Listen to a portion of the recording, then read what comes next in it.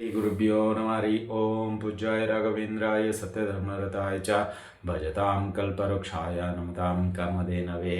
ಸಮಸ್ತ ಶ್ರೀ ಸರಳ ಪರಿಹಾರ ಜ್ಯೋತಿಷಾಲಯ ಸದಸ್ಯರೆಲ್ಲರಿಗೂ ಈ ನಿಮ್ಮ ರಾಘವೇಂದ್ರ ಹರಿತ ಗುರೂಜಿ ಮಾಡುವ ನಮಸ್ಕಾರಗಳು. ಆಗಸ್ಟ್ ತಿಂಗಳ 3ನೇ ವಾರದ ಇದೇ 17ರಿಂದ 23ನೇ ತಾರೀಕುವರೆಗೂ ಬರ್ತಕ್ಕಂತಹ ದ್ವಾದಶ ರಾಶಿಗಳ ಭವಿಷ್ಯದಲ್ಲಿ 3ನೇ ರಾಶಿಯಾಗಿರ್ತಕ್ಕಂತಹ ಮಿಥುನ ರಾಶಿ.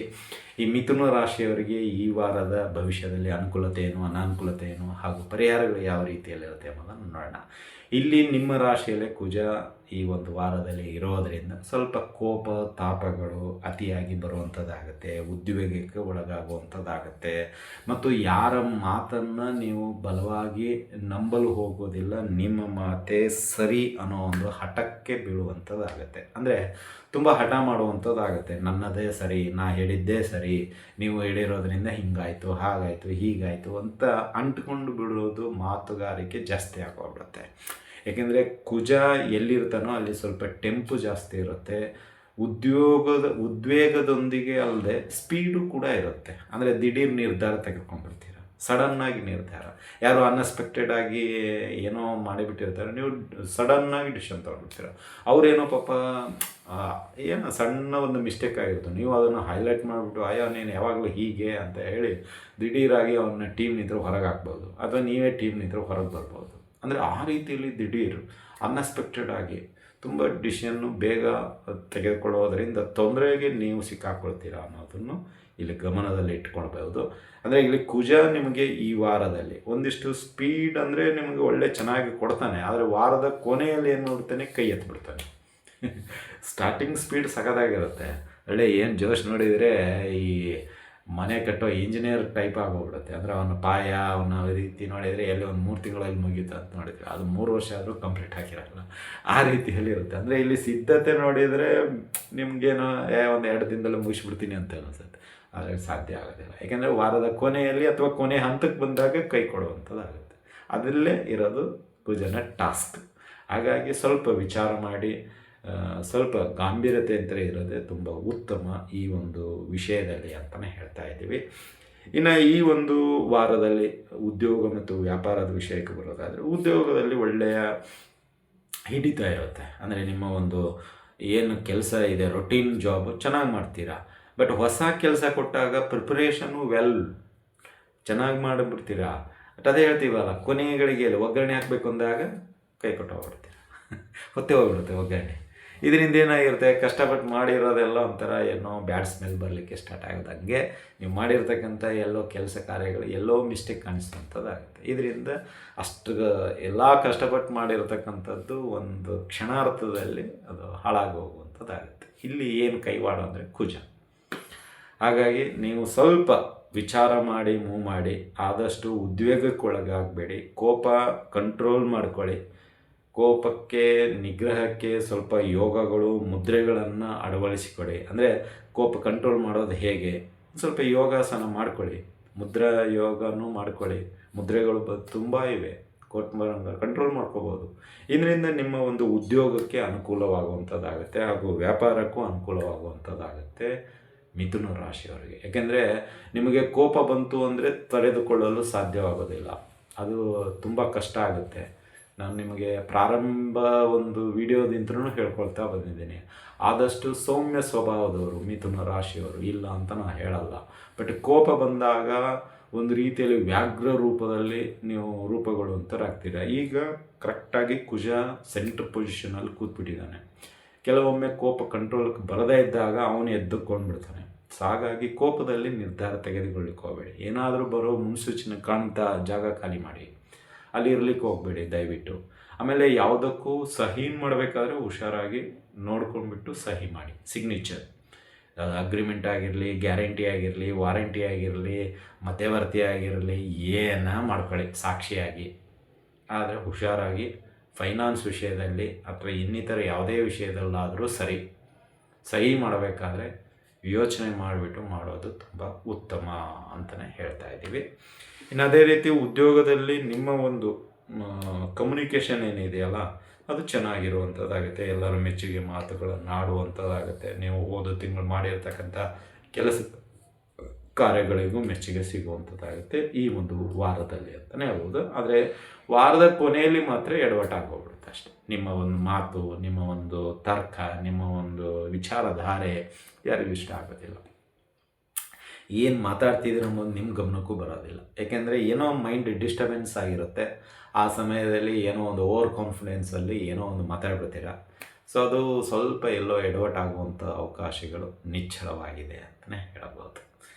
ಇನ್ನು ಈ ಒಂದು ದಿನ ಅಂದರೆ ವಿಡಿಯೋ ಇನ್ನೊಂದು ಮಾಡಲಿಕ್ಕೆ ಕಾರಣ, ಸುಮಾರು ಜನರು ಗುರುಗಳೇ ನೀವು ಹಾಕಿರ್ತಕ್ಕಂಥ ಬ್ಯಾಕ್ಗ್ರೌಂಡ್ ಮ್ಯೂಸಿಕ್ಕು ತುಂಬ ಡಿಸ್ಟರ್ಬೆನ್ಸ್ ಇದೆ, ಹೀಗಾಗಿ ಸರಿಯಾಗಿ ನೀವು ಮಾತುಗಳನ್ನು ಆಡಿರೋದು ಕೇಳಿಸ್ತಾ ಇಲ್ಲ, ಹಾಗಾಗಿ ದಯವಿಟ್ಟು ಇನ್ನೊಂದು ವಿಡಿಯೋ ಮಾಡಿ ಹಾಕಿ, ನೀವೇನು ಮಾತಾಡ್ತಾ ಇದ್ದೀರಾ ಆ ಒಂದು ಓಂಕಾರ ಜಾಸ್ತಿ ಕೇಳಿಸ್ತಾ ಇದೆ, ನಿಮ್ಮ ಮಾತು ಕೇಳಿಸ್ತಾ ಇಲ್ಲ, ಅನ್ಯಥಾ ತಪ್ಪು ಭಾವಿಸಬೇಡಿ ಅಂತ ರಿಕ್ವೆಸ್ಟ್ ಮಾಡ್ಕೊಂಡಿದ್ದೀರಾ. ಹಾಗಾಗಿ ಆ ಒಂದು ಮನವಿಗೆ ಇನ್ನೊಂದು ವಿಡಿಯೋನ ನಿಮಗೋಸ್ಕರ ಮಾಡಿ ತಿಳಿಸ್ತಾ ಇದ್ದೀವಿ. ಹಾಗಾಗಿ ನಿಮ್ಮ ಒಂದು ಮನವಿ ಈ ರೀತಿಯಲ್ಲಿ ಇರುತ್ತೆ, ತುಂಬ ಅಬ್ಸರ್ವ್ ಮಾಡ್ತಾ ಇದ್ದೀರ ಎಂಬುದು ಒಂದು ಕಳಕಳಿಯ ಒಂದು ಮನವಿಗೆ ನಾವು ಸ್ಪಂದನೆ ಕೊಟ್ಟು ಇನ್ನೊಂದು ಹೊಸ ವಿಡಿಯೋನ ನಿಮಗೋಸ್ಕರ ಮಾಡಿ ತಿಳಿಸಲಾಗ್ತಾ ಇದೆ.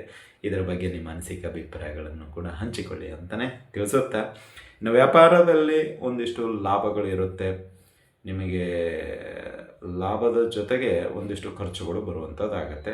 ಮತ್ತು ಉದ್ಯೋಗಿಯ ಅಂದರೆ ಸಹ ಉದ್ಯೋಗಿ ಏನಂತೀರ, ನಿಮ್ಮ ಕೆಲಸಗಾರರ ಜೊತೆಗೆ ಜಗಳ, ಏನೋ ಒಂದಿಷ್ಟು ಮನಸ್ತಾಪಗಳು ಮಾಡಿಕೊಳ್ಳುವಂಥದ್ದಾಗತ್ತೆ.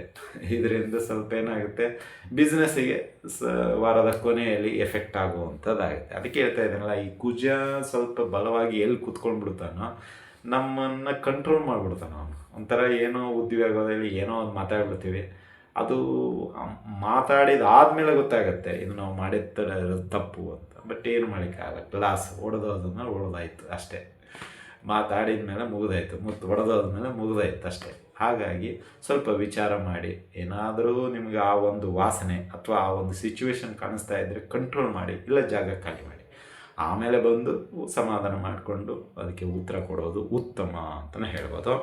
ಇನ್ನು ಅದೇ ರೀತಿಯಾಗಿ ಆರ್ಥಿಕವಾಗಿ ನೋಡೋದಾದರೆ ಆದಾಯದ ಮೂಲ ಚೆನ್ನಾಗಿದೆ, ಒಳ್ಳೆಯ ರೀತಿಯಲ್ಲಿ ಆದಾಯ ಬರುವಂಥದ್ದಾಗತ್ತೆ. ಆದರೆ ಖರ್ಚುಗಳನ್ನು ನಿಭಾಯಿಸಲು ಸಾಧ್ಯವಾಗೋದಿಲ್ಲ, ತುಂಬ ಖರ್ಚುಗಳು ಬರುವಂಥದ್ದಾಗತ್ತೆ.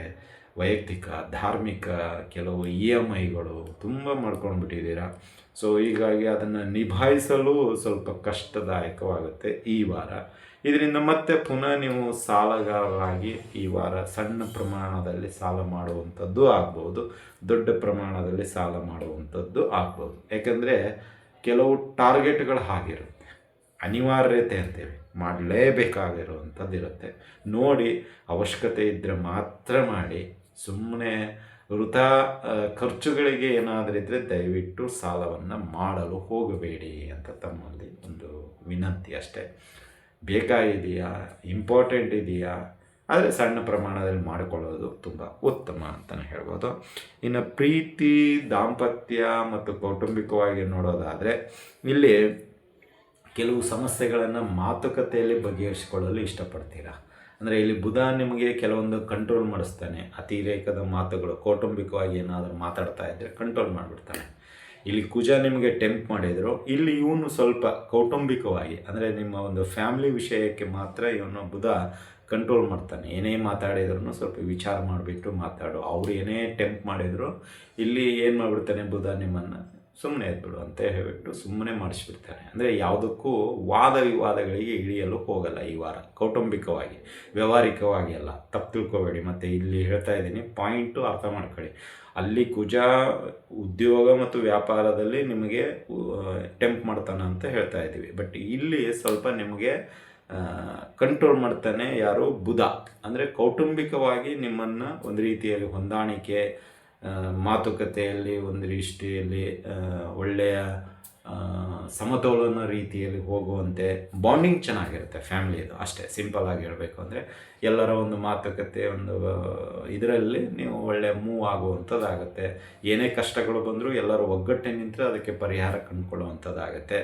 ಮತ್ತು ಆರ್ಥಿಕವಾಗಿ ಬೆಂಬಲವೂ ಕೂಡ ಈ ವಾರದಲ್ಲೇ ನಿಮಗೆ ಕೌಟುಂಬಿಕವಾಗಿ ಸಿಗುವಂಥದ್ದಾಗುತ್ತೆ. ಅದು ತಂದೆ ತಾಯಿ, ಅಣ್ಣ ತಮ್ಮ, ಹೆಂಡತಿ, ಗಂಡ, ಇನ್ನಿತರ ಒಂದು ಆತ್ಮೀಯರು, ಸ್ನೇಹಿತರು ಎಲ್ಲರ ಕಡೆಯಿಂದ ನಿಮಗೆ ಆರ್ಥಿಕವಾಗಿಯೂ ಕೂಡ ಈ ವಾರ ನಿಮಗೆ ಬೆಂಬಲವಾಗಿ ನಿಲ್ಲುವಂಥದ್ದಾಗತ್ತೆ ಅಂತಲೇ ಹೇಳ್ಬೋದು.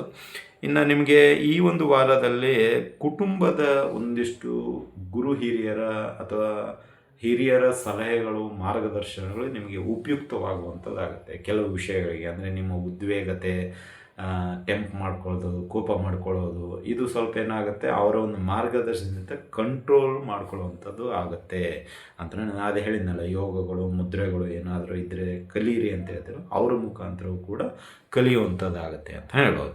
ಇನ್ನು ವಿದ್ಯಾರ್ಥಿಗಳ ವಿಷಯಕ್ಕೆ ಬರೋದಾದರೆ ಈ ವಾರ ಒಳ್ಳೆಯ ವಾತಾವರಣ ಇದೆ. ಕಲಿಯಲು ಆಸಕ್ತಿದಾಯಕ ವಿಷಯಗಳು ಕೂಡ ಸಿಗ್ತಾ ಇದೆ. ಬುಧ ತುಂಬ ನೆರವು ಮಾಡ್ತಾ ಇದ್ದಾನೆ, ಸಹಾಯ ಮಾಡ್ತಾ ಇದ್ದಾನೆ. ಮತ್ತು ಇಲ್ಲಿ ಹೊಸ ಹೊಸ ವಿಷಯಗಳನ್ನು ಕಲೀಲಿಕ್ಕೆ ಆಸಕ್ತಿದಾಯಕ ವಿಷಯಗಳನ್ನು ನೀವು ಆಯ್ಕೆ ಮಾಡ್ಕೊಳ್ತೀರಾ. ಕೆಲವು ಸರ್ಚು ತುಂಬ ಚೆನ್ನಾಗಿರುತ್ತೆ. ಅಂದರೆ ಸರ್ಚಿಂಗು ಒಳ್ಳೆ ಹ್ಯಾಬಿಟನ್ನು ಬೆಳೆಸ್ಕೊಳ್ತಾ ಇದ್ದೀರಾ. ಪ್ರತಿಯೊಂದು ವಿಷಯವನ್ನು ತಿಳಿದುಕೊಳ್ಳಲು ಇಷ್ಟಪಡ್ತೀರಾ, ಅಡ್ವಾನ್ಸ್ ಆಗಿರಲು ಇಷ್ಟಪಡ್ತೀರಾ. ಅದು ವಿದ್ಯಾರ್ಥಿಗೆ ಇರ್ತಕ್ಕಂಥ ಮೊದಲ ಗುಣ ಅಂತಲೇ ಹೇಳ್ಬೋದು. ಹಾಗಾಗಿ ಮಿಥುನ ರಾಶಿಯ ವಿದ್ಯಾರ್ಥಿಗಳು ಒಳ್ಳೆಯ ಗುಣವಂತರಾಗಿ ಈ ವಾರ ಭಾಗ್ಯವಂತರಾಗಿ ಬಾಳುವಂಥದ್ದಾಗುತ್ತೆ ಅಂತಲೇ ಹೇಳ್ಬೋದು. ಇನ್ನು ಆರೋಗ್ಯದ ವಿಷಯಕ್ಕೆ ಬರೋದಾದರೆ ಈ ವಾರ ಒಂದಿಷ್ಟು ಆರೋಗ್ಯವು ಉತ್ತಮವಾಗಿರುತ್ತೆ ಮಧ್ಯ ವಾರದವರೆಗೂ. ಇನ್ನು ಶುಕ್ರವಾರ, ಶನಿವಾರ ಮಾತ್ರ ದೇಹದ ಆಯಾಸ, ತಲೆನೋವು ಮತ್ತು ಕೆಲವು ಜ್ವರಾದಿಗಳು ಬರುವಂಥದ್ದು ಇರುತ್ತೆ. ಹಾಗಾಗಿ ಸ್ವಲ್ಪ ಹುಷಾರದಿದ್ದರೆ ನೀವು ಈ ವಾರ ಶುಕ್ರವಾರ, ಶನಿವಾರ ಇದ್ದರೆ ಉತ್ತಮ. ದೂರದ ಪ್ರಯಾಣ ಏನಾದರೂ ಇದ್ದರೆ ಸ್ವಲ್ಪ ವಿಚಾರ ಮಾಡಿಬಿಟ್ಟು ಮಾಡುವುದು ತುಂಬ ಉತ್ತಮ ಅಂತಲೇ ಹೇಳ್ಬೋದು. ಇನ್ನು ಈ ಒಂದು ವಾರದಲ್ಲಿ ಓವರಾಲ್ ಆಗಿ ನೋಡಿದರೆ ಕೆಲವೊಂದಿಷ್ಟು ಅನುಕೂಲತೆಗಳಿದೆ, ಕೆಲವೊಂದಿಷ್ಟು ಅನಾವಶ್ಯಕವಾದ ಮಾತುಗಳಿಂದ ಮತ್ತು ನಿಮ್ಮ ಒಂದು ಮಾತುಗಳಿಂದ ನೋವು ನಲಿವುಗಳು ಬರುವಂಥದ್ದಾಗುತ್ತೆ. ಹಾಗಾಗಿ ಸ್ವಲ್ಪ ಇದನ್ನು ಕಂಟ್ರೋಲ್ ಮಾಡಿದರೆ ತುಂಬ ಉತ್ತಮ ಅಂತಲೇ ಹೇಳ್ಬೋದು. ಇನ್ನು ಅದೇ ರೀತಿಯಾಗಿ ಕೆಲವೊಂದಿಷ್ಟು ಅನಾವಶ್ಯಕ ಖರ್ಚುಗಳು ಬರ್ತಾ ಇರೋದರಿಂದ ಸ್ವಲ್ಪ ನೋಡಿಬಿಟ್ಟು ಮಾಡೋದು ತುಂಬ ಉತ್ತಮ. ಇನ್ನು ಪರಿಹಾರಗಳ ವಿಷಯಕ್ಕೆ ಬರೋದಾದರೆ ಈ ಒಂದು ವಾರದ ಪರಿಹಾರ ವಿಷ್ಣು ಸಹಸ್ರನಾಮ ಸ್ತೋತ್ರವನ್ನು ಪಠಣೆ ಮಾಡಿ, ಗಣೇಶ ಪಂಚರತ್ನ ಸ್ತೋತ್ರವನ್ನು ಪಠಣೆ ಮಾಡಿ, ಅದೇ ರೀತಿಯಾಗಿ ದಕ್ಷಿಣಮೂರ್ತಿ ಸ್ತೋತ್ರವನ್ನು ಮರೆಯಲು ಹೋಗಬೇಡಿ. ಸೊ ಈ ಒಂದು 3 ಸ್ತೋತ್ರಗಳನ್ನು ನೀವು ನಿತ್ಯ ಪಠಣೆ ಮಾಡಿ, ಸಾಧ್ಯವಾದರೆ ಬ್ರಾಹ್ಮಣರಿಗೆ ಸ್ವಯಂ ಪಾಕ ದಾನವನ್ನಾಗಿ ಮಾಡಿ. ಇದರಿಂದ ಬ್ರಾಹ್ಮಣರ ಆಶೀರ್ವಾದ ನಿಮಗೆ ಈ ವಾರ ಸಿಗುವಂಥದ್ದಾಗುತ್ತೆ ಅಂತಲೇ ಹೇಳಿ. ಇದಾಗಿತ್ತು ಮಿಥುನ ರಾಶಿಯವರ ಈ ವಾರದ ಸಾಪ್ತಾಹಿಕ ಭವಿಷ್ಯ. ಈ ಭವಿಷ್ಯ ನಿಮ್ಗೆ ಇಷ್ಟ ಆಗಿದ್ದರೆ ಲೈಕ್ ಮಾಡಿ, ಜಾಸ್ತಿ ಇಷ್ಟ ಆಗಿದ್ದರೆ ಶೇರ್ ಮಾಡಿ, ಹಾಗೂ ನಮ್ಮ SSP ಜ್ಯೋತಿಷ್ಯ ಯೂಟ್ಯೂಬ್ ಚಾನಲನ್ನು ಸಬ್ಸ್ಕ್ರೈಬ್ ಮಾಡ್ಕೊಳ್ಳಿ ಅಂತ ತಿಳಿಸುತ್ತಾ, ಶುಭವಾಗಲಿ, ಶುಭಮಸ್ತು, ಶುಭಂ ಭೂಯಾತ್, ಸರ್ವೇ ಜನಃ ಸುಖಿನೋ ಭವಂತು.